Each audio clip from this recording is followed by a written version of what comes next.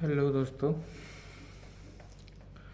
देश में हमारे बहुत कुछ अभी घटनाएं हो रही हैं और जितनी भी घटनाएं हो रही हैं ख़ास तौर से सब बीजेपी के विरोध में या जो मौजूदा सरकार है उसके विरोध में। शुरुआत होती है इसकी राम मंदिर के चंदा चोरी से। तो कुछ तो गड़बड़ तो है, वरना ऐसी कार्रवाई होती क्यों नहीं। मेन बात यह है कि एफआईआर दर्ज नहीं हुआ और एसआईटी का गठन कर दिया गया। आज तक मैंने तो नहीं देखा ऐसा कभी, बिना एफआईआर के एसआईटी, या तो फिर एसआईटी नहीं है। और उसका मैंडेट है, आप लोग सर्च कर लीजिएगा, एसआईटी का जो मैंडेट है उसमें साफ साफ लिखा है कि इस एसआईटी का उद्देश्य किसी को पिन पॉइंट या पिन आउट नहीं करना है, किसी को ब्लेम नहीं करना है। जो भी विसंगतियां हैं इस क्षेत्र में उसको दूर कैसे किया जाएगा, कहाँ पे कमी है वो बताएगा केवल। अब बताइए, तो फिर सज़ा किसको होगी? एफआईआर नहीं होगी तो सज़ा किसको होगी? सही बात है। और सबसे कष्ट की बात यह है कि इसमें आरएसएस है, अपने लोग हैं जिनको हम लोग समर्थन देते थे। चंपत राय जी आरएसएस की ही फैक्ट्री से आए हुए हैं। अब ब्लेम होगा ही, बदनामी होगी ही, कोई रोक नहीं सकता। लोग तो कहेंगे ही, किसका किसका मुंह बंद करेगी सरकार। तो ये ठीक नहीं है। इसकी प्रॉपर मैं तो कहूँगा सीबीआई जांच होनी चाहिए और एफआईआर दर्ज हो। उसके बाद अज्ञात के खिलाफ दर्ज करो, एफआईआर जांच करो, उसके बाद जिसका नाम है उसका दर्ज कर सकते हैं। लेकिन नहीं, कुछ नहीं होगा। चलिए, हम लोगों से क्या मतलब है इससे भाई। और दूसरा मामला भी बिहार में, भरत तिवारी का।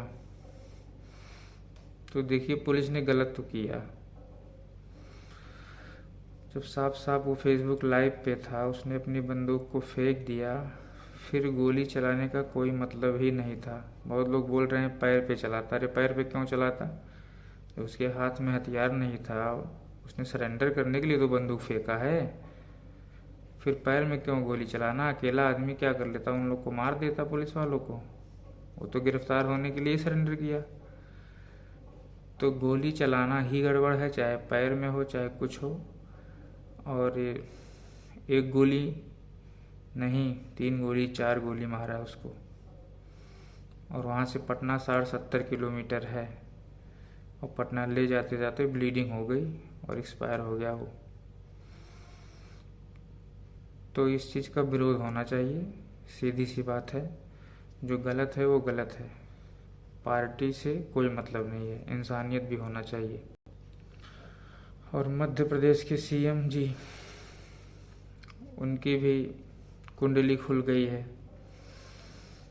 जो आरोप अखिलेश यादव पे सब लोग लगाते थे वही खुद ही कर रहे हैं, वो भी बीजेपी में रह के। तो जनता तो सवाल पूछेगी, बुरा लगे चाहे अच्छा लगे। अगर ऐसा सच में है तो मैं तो यही कहूँगा कि उनको इस्तीफा देना चाहिए, या बीजेपी को उनसे उनका इस्तीफा ले लेना चाहिए। बट हम लोग को लग रहा था कि पहली बार का विधायक कैसे मुख्यमंत्री बन गया। शायद अभी आप लोग को पता चल गया होगा कैसे बन गया। और लास्ट में बंगाल, जिस बंगाल में चुनाव के समय या उससे पहले अभी तक पिछले 12 साल से बीजेपी वाले पानी पी पी के क्या क्या बोलते थे, अभी सब लोग बीजेपी से जुड़ गए हैं। अभी अच्छा हो गया सब कुछ। यही गड़बड़ी है। हम लोग कैसे विश्वास करें? जो और पार्टियां करती थी वही आप भी तो कर रहे हो। फिर आप में और पार्टी में अंतर क्या है?